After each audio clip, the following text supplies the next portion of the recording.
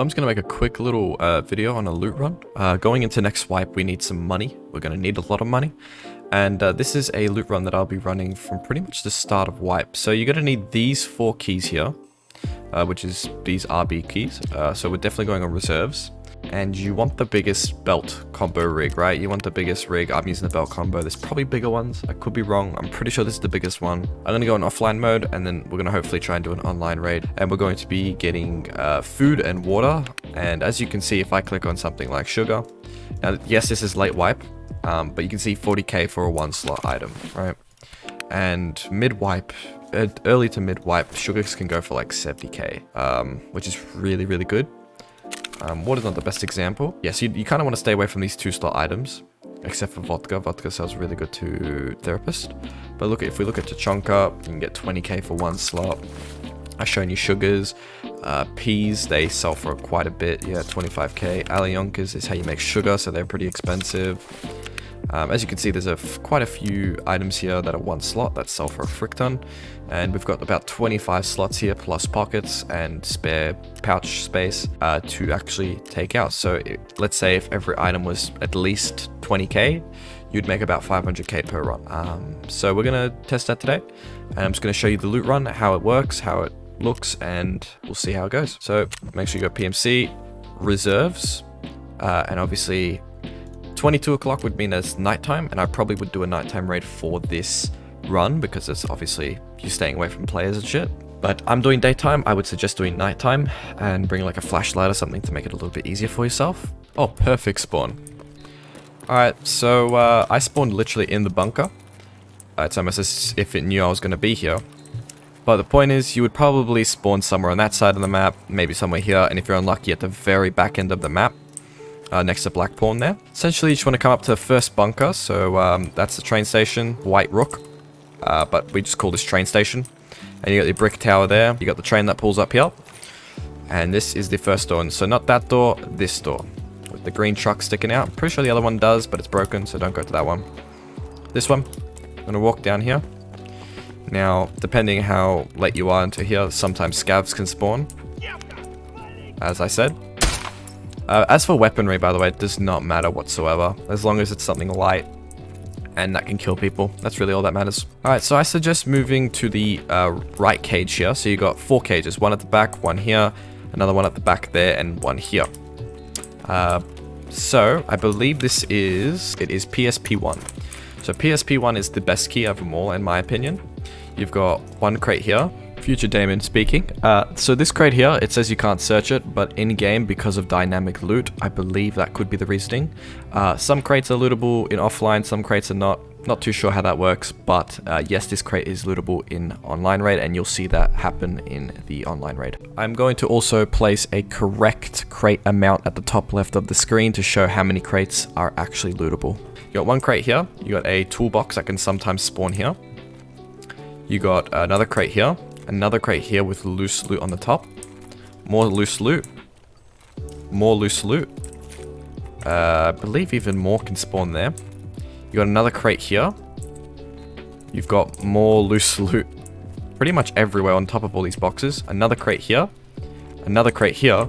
Another crate here. And you can kind of just, I don't know if offline mode's different. Yeah, this is about what you would expect in an online raid. So that's 20k there. This is also a great way to farm out your cigarettes for the Jaeger quest. You got your crackers, pineapple I wouldn't really take. It's also good to drink and eat in this raid because it levels up your metabolism for late wipe. Good habit to get into. Condensed milk, really good. Crackers. Right, I'm just gonna take everything that's worth value. Yeah. So I'm not gonna lie, this is really bad. I'm pretty sure offline raids are skewed a little bit. They don't show the best loot because I reckon I would have got at least 3 sugars in this. But for example, most of these items are 20k at the moment. About 250k up in total, I think, if you sell all this, which is insane because I haven't even got full rig and there is no sugars, which is what we're looking for. So sugars and Alionkas are your main source of income when it comes to these runs. But moving on, we're gonna run back around. You do not want to use another key on that because that's just an extra use. Don't want that. Now careful, scavs can spawn down here. They'll walk up. Scavs can spawn through these doors. So I'll just normally peek it and close the door. And same for that side. Unlock this door. show you around. So, like I said, you've got tons of loose loot pretty much everywhere. You got a technical supply crate here. You gotta have someone there laughing his ass off. There he is. Thought I fucking cleaned him up with that shot. Let me go take him out. Okay. You've got a technical supply crate there. You've got a ration crate here. I don't know why I'm opening this, I'm gonna be honest with you. You've got more loose loot there. You got 2 ration crates here, so if you actually jump up here, you can get another one. Pretty sure if you get this on an angle, you can just, yeah, open it like that. You got another supply crate here, another ration crate, sorry. I believe this is a technical crate, yep. So this is another technical crate. I'm not going to search it, but that's what it looks like. And that's it, more loose loot. Did I show you this? Well, there's another ration crate here, if I didn't say that. So, in total, you've got... I should actually be counting how many crates there are. Seems like there's another 7. Alright, so far in total there is 14 crates. Hopefully I haven't miscounted. Moving on to the next one, I like moving this order kind of anti-clockwise. So in this one, it's probably the worst one out of these 2. Yeah, so this is a medical. So you got 1, 2 medicals. I thought you could loot that, apparently not. Technical. And then you've got a... Oh wait! You can't loot that anymore. Yeah, so just so you know, these crates that I'm looking at, that I'm calling out that you can't loot, you actually can loot. I could have sworn there was a 4th one here. Apparently not. Well, there's 3 there, so never mind. This is, yeah, definitely the worst one out of all of them. There's 3 med crates and 1 technical, so that's 18 crates in total. You can see there's electric motor spawn here, and there's also fuel that can spawn here, and also on this pallet here.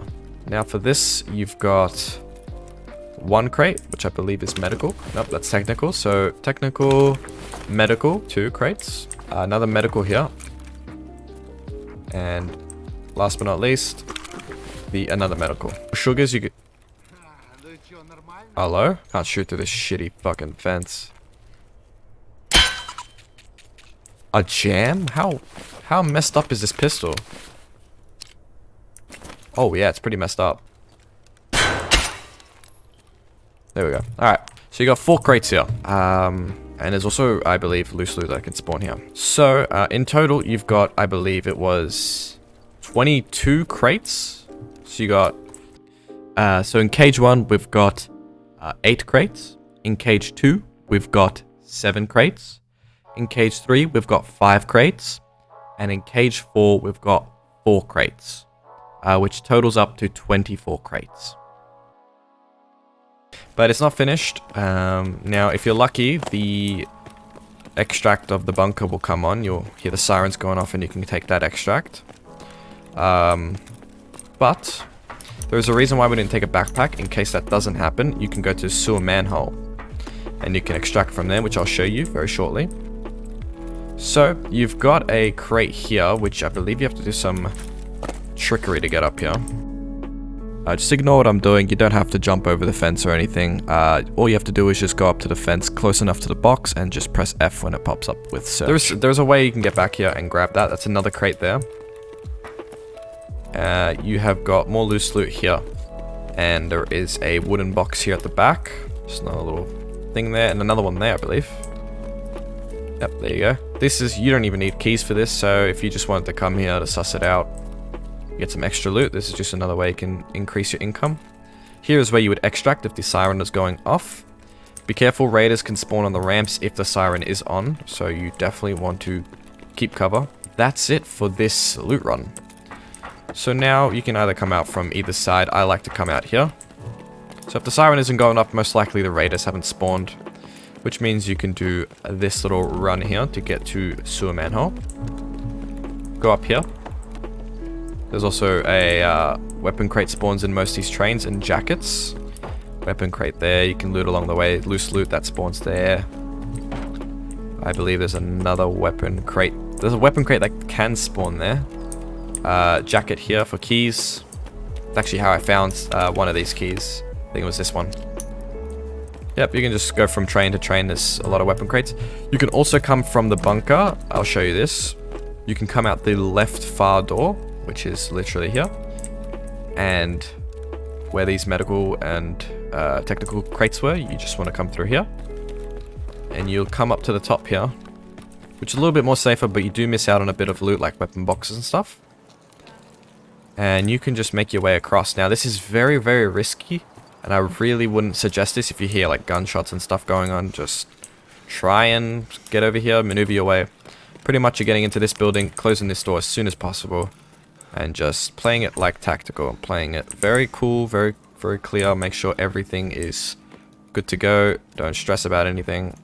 Try not to keep line of sight of this building because people like to sit on the roof or in these windows where it's very dark and they'll snipe you, so don't do that. There's also like toolboxes and attachment spawns here, and also throughout both these buildings there's attachments which sell for a lot. If it's like gunsmith attachments, they sell for a lot, so definitely if you have spare time and you have spare room, go ahead, loot up around.